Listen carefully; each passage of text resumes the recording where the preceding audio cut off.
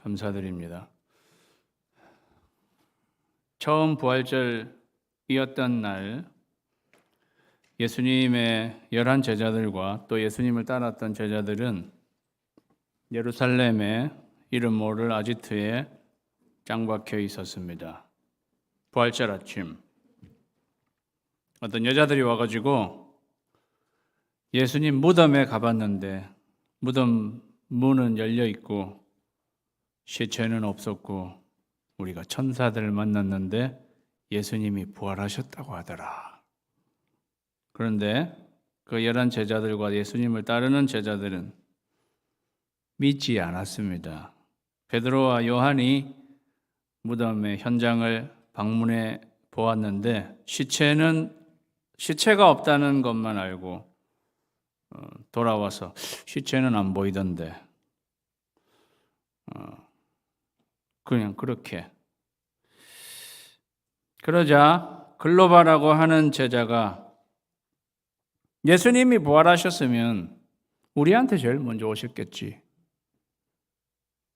여자들이 천사를 봤다는 것은 몸이 허해서 헛것은 본 것일 거야.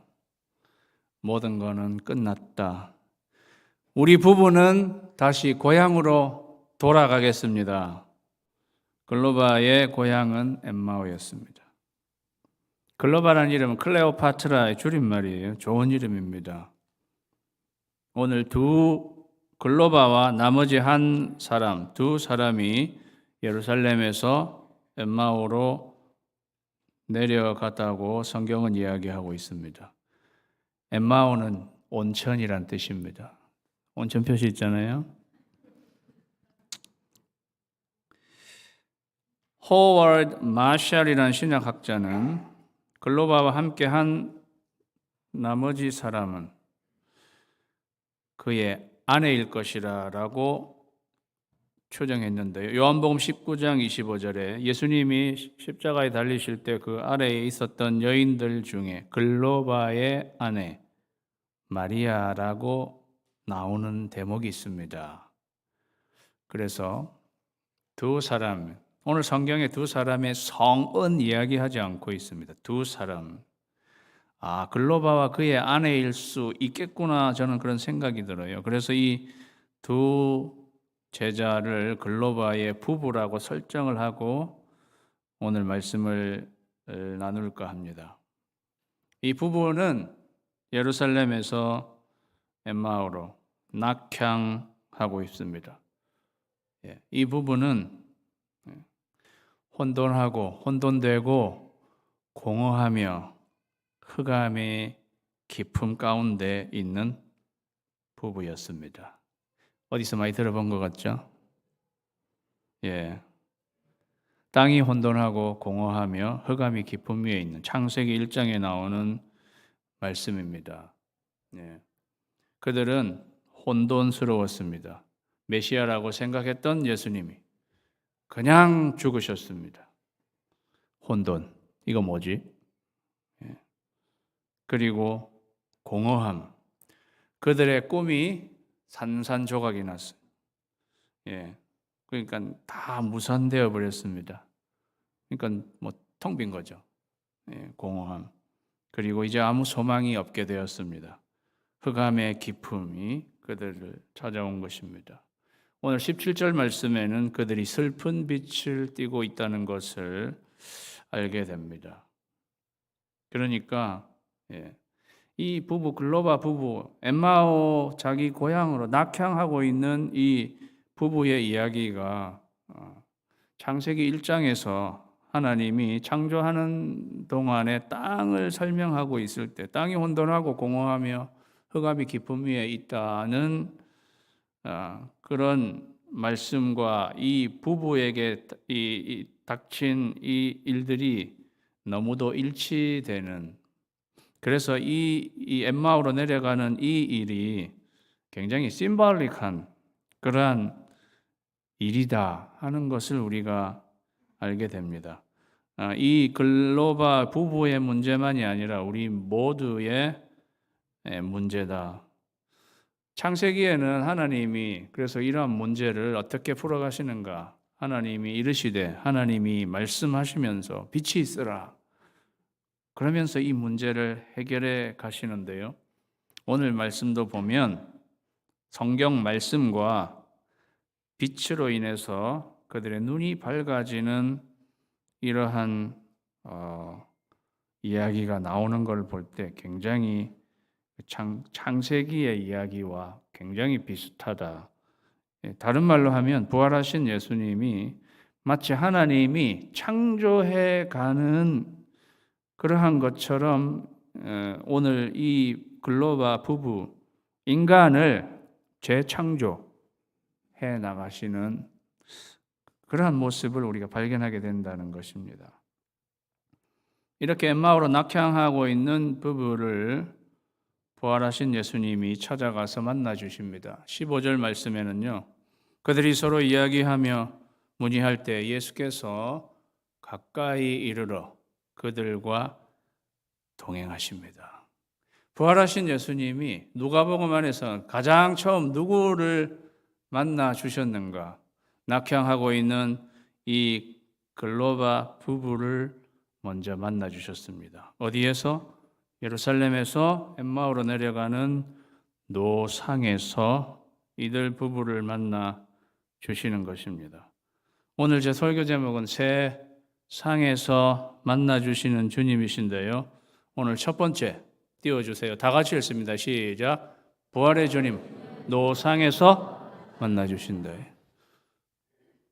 새 상에서 만나 주는 것의 첫 번째 상은 노상에서 만나 주신다. 맞잖아요. 그들의 노상은 굉장히 대표하는 게 있는 거죠. 낙심과 절망 가운데 있는 인생 말해주는 거죠. 엠마오의 길은 우리가 나중에 찬양도 하겠지만 이 세상 사는 길 엠마오의 길 끝없는 슬픔이 앞길을 막으나 엠마오의 길 그러한 길. 그런데 우리의 그 엠마오의 길, 그 노상에서 우리 주님이 만나 주신다는 것입니다. 그렇게 낙심하고 절망에 빠진 이 부부를 주님이 우리의 엠마오의 그 노상에서 만나 주시는 거죠. 그런데 주님이 그렇게 해서 그들을 가까이 이렇게 쓱 가셨는데 그들은 알아채지를 못했어요. 16절에 보면 그들의 눈이 가리어져서 그인 줄 알아보지 못했습니다. 그런 말씀이 나옵니다. 그들의 눈이 가리어져서 그인 줄 알아보지 못했습니다. 낙심하면은요, 주님이 잘 보이지 않습니다.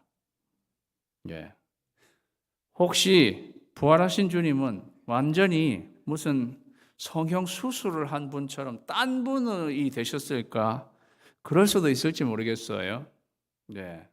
그런데 오늘 여기 말씀에서 그들이 주님을 알아보지 못한 것, 눈이 가려져 있는 거예요. 낙심 때문에. 주님은 그들이 주님과 함께해도 그들은 이분이 주님인 줄 전혀 모르는 거예요. 그들이 대화하고 있는 가운데 주님이 끼어드는 거죠. 니네들이 뭐 이야기하고 있느냐? 뭐 이야기하고 있기는 지금 예루살렘에서 화제가 되고 있는 예수님 이야기를 하고 있는 거지. 그 무슨 일인데? 아니 예루살렘에 있으면서 지금 예수라는 사람 이야기를 당신이 모른단 말이야? 그러면서 막 거기에 대한 이야기. 우리는 그 예수님이 선지자로 생각하고 메시아로 생각하고 거기에 우리의 모든 것을 걸고 그분을 따라 그분이 이스라엘을 속량해 줄 그러한 분으로 생각했는데 그냥 십자가에 달려 맥없이 죽어버리셨습니다. 그래서 모든 게 끝장이 난. 그런데 또 우리 중에 누가 어떤 여자들이 예수님 무덤에 갔다 와가지고 예수님 천사를 보았다 하면서 예수님이 부활했다 하던데 참 여자들이 참 헛것을 본 것인지 부활했으면 우리한테 먼저 나타나셨어야지. 예수님한테다 대고 그죠? 예수님한테다 대고 당신도 그렇게 생각 안 하세요? 예수님이 부활하셨으면 우리한테 나타나셔야지. 어디 다른데 뭐 어디 가실 데가 어디 있겠는가? 여자들이 헛것을 본 것이고 그래서 여자들 말을 믿을 게 없다 뭐 이러면서 그런 이야기를 부활하신 예수님 당사자에게 지금 하고 있는 걸 예수님이 듣고 계시니까 참다 못해서 25절에 이르시되 이런 미련하고 선지자들이 말한 모든 것을 마음에 더디 믿는 자들이요. 이런 미련하기는. 그리고 선지자들이 구약 성경에 말한 거를 어떻게 그렇게 못 믿냐. 약간 꾸지람을 하시는 거죠. 그러면서 그리스도가 이런 고난을 받고 자기의 영광에 들어가야 할 것이 아니냐 그랬어요. 예수님은 그리스도는 이런 고난을 먼저 받은 후에 자기의 영광에 들어가야 한다입니다. 한국말을요 잘 들으셔야 돼요. 그리스도가 고난받고 자기의 영광에 들어갈 것이다가 아니라 그리스도가 고난받고 난 뒤에야 영광에 들어가야 하는 것. 그거다. 그게 하나님의 뜻인 것이다. 이스라엘 사람들, 제자들을 포함해서 이스라엘 사람들은 뭐가 잘못됐냐면요, 영광 먼저 이렇게 생각한 게 잘못이었어요. 메시아 그러면 영광, 다 그렇게 생각하고. 그러니까 예수님의 제자들도 마지막까지도 예수님이 왕좌에 오르면 나는 영의정, 너는 좌의정, 우의정 뭐 이렇게 다 영광 먼저. 그렇게 생각한 게 잘못된 것이었다는 거죠. 예수님이 아니 영광 먼저가 아니라 십자가 먼저, 고난을 먼저 받고 난 뒤에 그 다음에 영광에 들어가는 것이다. 그리스도는, 사랑하는 여러분, 영광의 길 나 걷기 전에 갈보리 길 나 걸으라. 영광의 길 너 걷기 전에 갈보리 길 너 걷으라. 우리 인생도 마찬가지예요. 우리는 영광 먼저 생각하다가 다 우리가 좌충우돌하는 거죠. 고난 먼저인데 그리스도는 고난 먼저, 그 다음에 영광. 그러니까 사탄도 예수님에게 영광 먼저, 천하 만국의 영광 다 네가 먼저. 그런데 예수님은 아니 십자가 먼저. 그거를 잘 아신 예수님은 사탄의 그러한 유혹을 뿌리치실 수가 있는 거죠. 있으셨던 것입니다. 그리스도가 고난 먼저, 그래서 이 십자가의 죽음과 고난과 죽음 먼저, 그 다음에 영광으로 들어가야 하는 것이다 하면서 27절 말씀해 보니까요, 이에 모세와 모든 선지자의 글로 시작하여 모든 성경에 쓴 바 자기에 관한 것을 자세히 설명하시더라고 그랬어요. 이에 모세와 모든 선지자의 글, 모세, 토라, 모세오경, 선지자의 글, 네빔, 선지서. 저하고 생명의 삶을 공부했던 분은 복습하는 시간인 거죠. 토라, 그 다음에 네빔, 그 다음에 여기는 나오지 않는데요, 케투빔, 성문서. 우리가 알고 있는 구약 성경 39권이 유대인 유대인들은 성경의 순서는 우리하고는 달라요. 그들은 세 가지로 분류해서 토라와 네빔, 케투빔, 그렇게 있었습니다. 예수님이 저기서 모세와 모든 선지자의 글, 그 다음에 성문서는 말하지 않았지만 모든 성경, 여기서 성문서. 그러니까 예수님은 지금 여기서 구약 성경, 그들의 유대인들이 갖고 있는 히브리 그 성경을 하나하나 들어가면서 모든 성경에 쓴 바 자기에 관한 것을 자세하게 설명하셨습니다. 여기 설명하다가 해석하다는 말이, 여기서 해석이란 말이 나왔어요. 헤르메뉴오, 우리 해석하기라 그러면 허머니우딕이라고 하는데 여기서 나온 말이에요. 자세하게 해석을 해 주셨습니다. 이 부부에게. 어디서부터 했을 것 같아요? 여기 모세부터 했다고 하니까, 자, 창세기를 한번 들여다볼까? 창세기 3장 15절, 여자의 후손은 네 머리를 상하게 할 것이고 너는 여자의 후손 발꿈치를 상하게 할 것인데 여자의 후손은 네 머리를 상하게 할 것이다. 뱀한테 이야기한 거잖아요. 예, 여기 여자의 후손이 나라니까, 그리스도라니까. 그는 발꿈치를 상하게, 그는 십자가에 달려 죽었지만 그것으로 인해서 사탄의 죽음의 권세, 그냥 머리통을 날려버린 것이다. 여자의 후손은 네 머리를 상하게 할 것이다. 그 뜻이라니까, 이렇게 이야기하죠. 그리고 창세기 22장쯤 여기 이삭의 이야기가 나오지 않느냐. 그 아들이 제물로 바쳐지는 이야기. 제물로 바쳐졌다가 이삭이 다시 살아난 거나 마찬가지잖아요. 이삭이. 예. 이거를 보면 이게 하나님의 아들 예수 그리스도, 내가 죽었다가 다시 살아나는 이야기 여기에 나와 있지 않느냐. 출애굽기로 넘어가 볼까? 6월절에 어린 양, 그의 피가 발라져 있으면 죽음의 사자가 지나가는 것이. 내가 세상 죄를 지고 가는 하나님의 어린 양이었어. 내가 그 피를 흘려서 너희를 사해 준 것이다. 예. 성막으로 들어가 볼까? 예. 거기 번제단 십자가를 상징해 주는 것. 그리고 지성소 안에 속죄소가 화목 제물된 예수 그리스도, 나에 대해서 이야기하고 있는 거라니까. 이렇게. 그리고 선지자의 글로 가서 이사야 53장, 여기 고난받는 종 이야기 뭐로 생각했냐 도대체. 고난받는 종의 이야기. 예. 우리는 다 양 같아서 그리 행하여 각기 제 길로 갔는데 여호와께서는 우리 무리의 죄악을 다 그에게 담당시키게 한 그가 바로 예수 그리스도. 나한테 대해서 이야기하는 거라니까.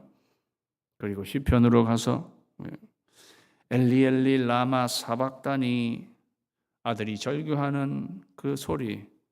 그래서 내가 십자가상에서 그 이야기 했는데 니네 부부는 거기 없었지, 뭐 이렇게. 네. 그리고 그 내 옷을 다 제비 뽑는 이야기도 거기 시편에 다 나와 있지 않냐. 똑같이. 예. 다윗이 그리고 내 영혼을 음부에 썩도록 내어두지 않고 나에게 생명의 길을 보이시리.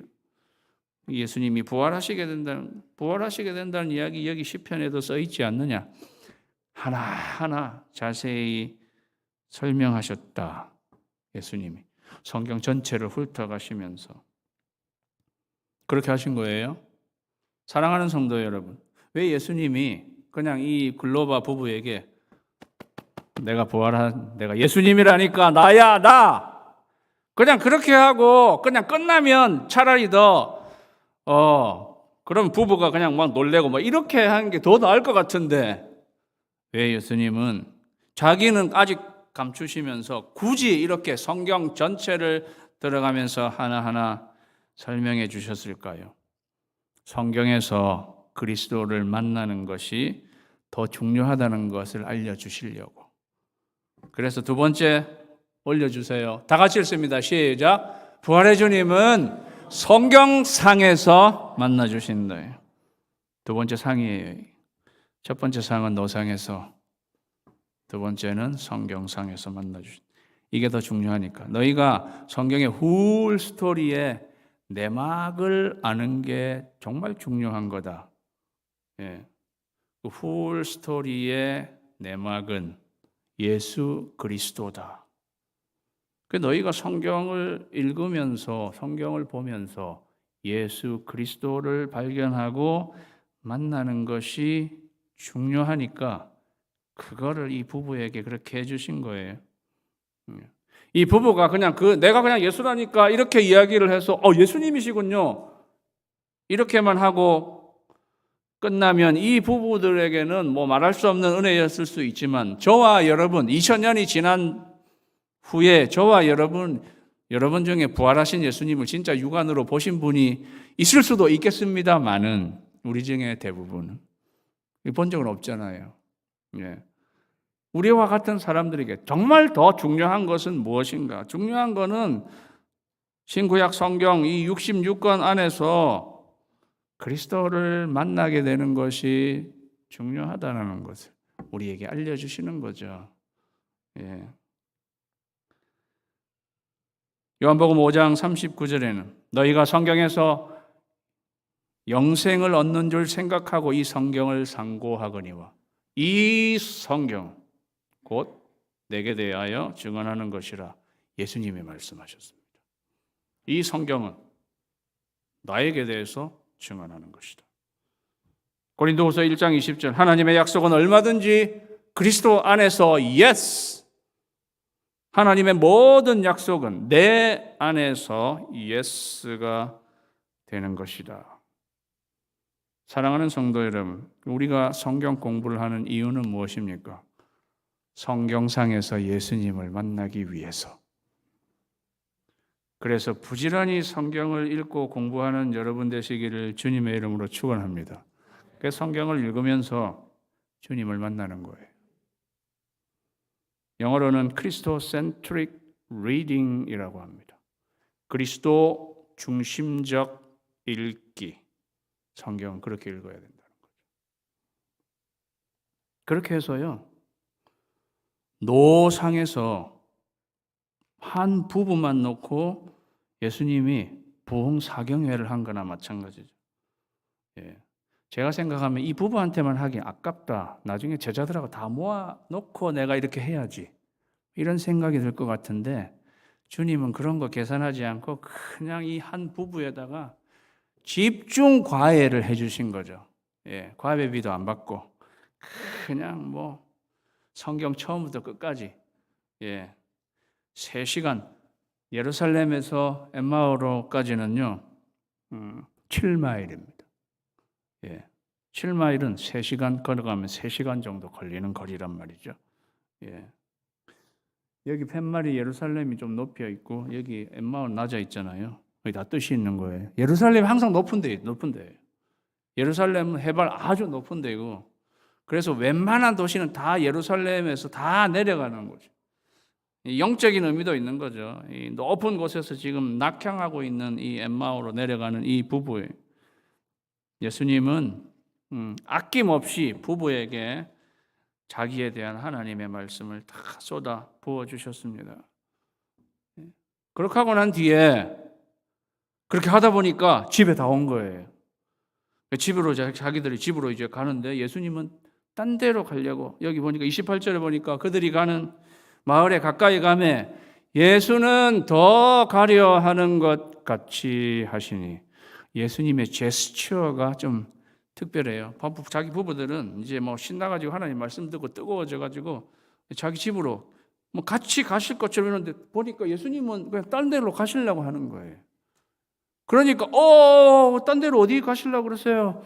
그러면서 그 다음 구절 보니까 그들이 강권하여 이르되 우리와 함께 유하사이다. 때가 저물어 가고 날이 이미 기울었나이다 하니 이에 그렇죠. 부부들이 그냥 이 예수님을 끄잡고 지금까지 좋은 말씀 해주셨는데 좀 더 해주세요 이러면서 예수님을 끄잡고 우리 집으로 가자고 그러니까 못내 이 지시는 척하면서 그 집으로 갔다 하는 이야기가 기록되어 있습니다. 저는 이걸 보면서 이 예수님의 이 제스처와 이 부부가 예수님을 강력하게 끌어당기는 이 대목이 이렇게 설명되어 있는 어떻게 보면은요 이 하찮은 부분인데 어떻게 보면 예수님이 부활하는 그 당시에 예수님이 시신에서 예수님이 팍 부활해가지고 그렇게 되는 그 모습 같은 거를 성경이 기록을 해야 되는데 그죠? 그런 내용은 없어요. 그런 내용은 없고 그냥 여자들이 갔더니 무덤에는 그냥 시체가 없어졌고 텅 비어 있었습니다. 됐지? 그렇잖아요. 예수님이 그 부활하셔서 무덤에서 확 나오는 뭐 그런 모습, 뭐 그런 게 성경에 기록되어 있으면 얼마나 이 인터레스팅하고 이럴 텐데 그런 거는 안 나와 있고 이 두 부부하고 집에 가다가 부부들은 자기 집에 가고 예수님은 나는 저 어디 다른 데 좀 갈란다 뭐 이런 식으로 이런 제스처가 나와 있는 거. 그리고 그 예수님을 어떻게 하는지 끌어당겨서 자기 집으로 모시고 가는 이 부분이 성경에 나와 있는 것. 예. 뭘까? 예수님을 이렇게 끄집어 당겨서 네 집으로 모셔라 그 뜻입니다. 그런 게 참 중요하다는 것을 우리에게 알려주는 거예요. 예. 예수님이 못 이기는 척하고, 예. 이 부부가, 그러니까 꼭 이렇잖아요. 이 부부가 이렇게 강권하지 않았으면 예수님은 그냥 어디로 가셨을 것 같다고 느껴지지 않습니까? 예. 이에 예수님이 그들과 함께 갔다라는 거죠. 사랑하는 성도 여러분, 예수님에게 통사정하고 매달리는 여러분 되시기를 주님의 이름으로 축원합니다. 그렇게 여기 쓰여 있는 거예요. 이 부부처럼 예수님 원하시면 가시고 싶은 길 그냥 가시든가 우리 집에 오시든가 알아서 하세요. 그렇게 하지 않았다는 거예요. 어떻게 하든지 예수님 우리에게 오셔서 우리에게 더 말씀해 주세요. 그랬다는 거예요. 그렇게 하라는 거죠. 그렇게 해서 예수님은 못 내심으로는 좋아하셨을 것 같은데 못 지시는 척 하면서 그 집에 들어갔습니다. 30절 말씀에 그들과 함께 음식 잡수실 때에 떡을 가지사 축사하시고 떼어 그들에게 주셨습니다. 분명히 글로바 내외의 집에 들어가셨습니다. 그들이 주인입니다. 그리고 예수님은 손님, 객이십니다. 그런데 오늘 그들이 갑자기 음식을 먹는 순간에는 주객이 전도가 되어버렸어요. 예수님 손님이신데 자기가 자기 빵을 주시는 것처럼 떡을 가지사 축사하시고 그들에게 떼어 주셨어요. 본인이 예수님이 주인인 것처럼. 누가 주인인지 모르겠어요. 그죠? 예.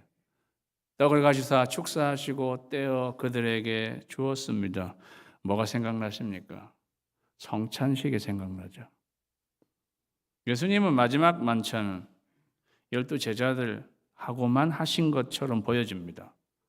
마지막 만찬한 걸 보면 12 제자들하고만 만찬하신 것 같은데 그 12 제자의 그룹에는 들어가지 않는 이 글로바 부부와 부활하신 예수님은 그 만찬을 같이 하고 있는 모습을 보게 되는 거죠. 성찬식을 하신 것입니다. 그런데요, 그 성찬을 하게 될 때에 31절에 그들의 눈이 밝아져 그인 줄 알아보았습니다. 성찬을 딱 하고 나니까 이분이 예수님인데 예수님이시구나 그렇게 해서 봤는데 그때 하필이면 예수님을 싹 어디로 사라지셨습니다. 우리는 여기서 뭘 알 수 있냐 하면은요, 결국 그들이 마지막에 주님을 알아보게 된 거는 어디에서 알아보게 된 것인가? 제가 세상에서 만나주시는 주님, 노상에서 만나주시는 주님, 성경상에서 만나주시는 주님, 마지막 상은 뭐겠어요? 다 같이 읽겠습니다. 시작. 부활의 주님, 밥상에서 만나주신다. 여러분, 계시는 도서관이 아니라 밥상에서 이루어진다는 말씀이 있어요. 정말입니다. 물론 여기 밥상은 성찬입니다. 주님의 떡, 주님의 살과 피를 먹고 마시게 될 때에 우리는 십자가의 참 의미를 알게 되고 그때서야 주님을 바로 알아보게 된다는 이야기입니다. 그럼에도 불구하고 이 일은 밥상에서 이루어졌다는 사실이죠. 주님과 함께하는 밥상. 그래서 사랑하는 여러분, 교회 공동체는 밥상 공동체인 거예요. 성찬 공동체인 것이고, 우리 교회 최근에 목장의 비전들을 목장별로 비전을 다 하고 우리 목자들이 그걸 나누는 시간이 있었습니다. 그 중에 어떤 목장의 비전, 비빔밥 목장이라는 목장이 있어요. 목장의 비전이 비빔밥 목장이에요. 오늘 기도하신 우리 집사님, 그거 참 좋은 것이다. 밥상 공동체를 이야기하는, 그죠? 비빔, 네빔 선지서, 케투빔 성문서, 비빔 목장의 비전. 밥상, 주님의 떡과 주님의 살과 피가 나누어지는 그 성찬, 그 애찬, 주님과 함께하는 그 밥상에서 예수님은 우리를 만나주시는 거죠.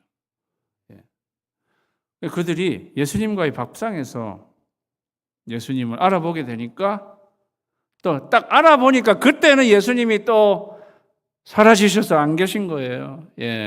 예수님이 완전히 숨바꼭질 하는 거예요. 그들이 있을 때는 그들이 못 알아보고, 그들이 알아볼 때는 그냥 가시고 난 후라는 거죠. 우리와 함께 하셨던 분이 예수님이셨구나. 이럴 줄 알았으면 스테이크라도 대접을 할 걸. 그냥 떡만 내놓다니. 그래서 사랑하는 여러분, 있을 때 자려. 예수님이라 알았으면은 대접을 더 잘했어야 되는 건데. 여러분, 이 엠마오 마을로 가는 이 글로바 부부의 이야기와 창세기 18장에 나오는 아브라함과 사라 마므레의 상수리 나무 아래 있던 부부에게 여호와 하나님이 세 사람으로 나타나시는 거고 굉장히 흡사합니다. 그때 아브라함은 굉장히 대접을 하나님께 잘한 거죠, 사실. 그 절망에 빠져 있는 아브라함 사라 부부가 그 하나님의 방문을 받고 난 뒤에 이렇게 소생하는 그러한 것이 이 글로바 부부에게 나타난 게 아닌가.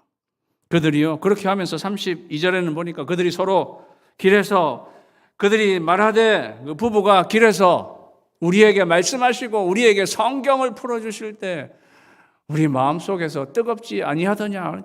당신도 그랬냐, 나도 그랬다 이러면서 그냥. 그래서 사랑하는 여러분, 우리 마음의 부흥은, 우리 마음의 영적인 부흥, 우리 마음의 부흥은 강해되어진 말씀에서 먼저 일어나는 것입니다. 하나님의 말씀이 우리에게 잘 풀어질 때에 우리의 마음이 뜨겁게 되는 거죠. 여러분, 매 주일 예배에서 하나님의 말씀은 이렇게 풀어지고 여러분의 마음은 뜨겁게 부흥되게 되기를 주님의 이름으로 축원합니다. 그렇게 된 사람들이 어떻게 했느냐? 33절 곧 그때로 일어나서 예루살렘으로 돌아갔다는 것입니다. 저녁 시간이었어요. 저녁 식사도 다 한 시간이었어요. 엠마오에서 예루살렘까지는 3시간 걸리는 거리인데 그들이 지체하지 않고 일어나라, 함께 가자. 부부가 우리 여기서 이 밤을 그냥 이 상태로 이 밤을 보낼 수 없다. 이거를 제자들에게도 알려야지. 그래서요, 그 두 부부가 다시 그 밤길로 엠마오에서 예루살렘으로. 그래서 오늘 본문 말씀은 엠마오로 가는 두 제자로 끝나서는 안 되고 사실 다시 예루살렘으로 가는 두 제자로 끝나야 되는 것이 맞는 것입니다. 다시 예루살렘으로 가는 두 제자는 공허한 마음에서 기쁨이 충만함으로, 혼돈에서 확신으로, 절망에서 소망의 빛으로 완전히 바뀐 부활하신 예수님이 이 부부를 부활시키신 것입니다. 사랑하는 성도 여러분, 여러분도 이 부활의 주님을 만나서 엠마오에서 다시 예루살렘으로 향해 가는 이 글로바 부부와 같이 여러분의 신앙이 다시금 부활되어서 우리의 사명 예루살렘을 향해서 일어나 나아갈 수 있는 저와 여러분이 되시기를 주님의 이름으로 축원합니다. 기도하겠습니다. 우리 이 시간에 기도할 때에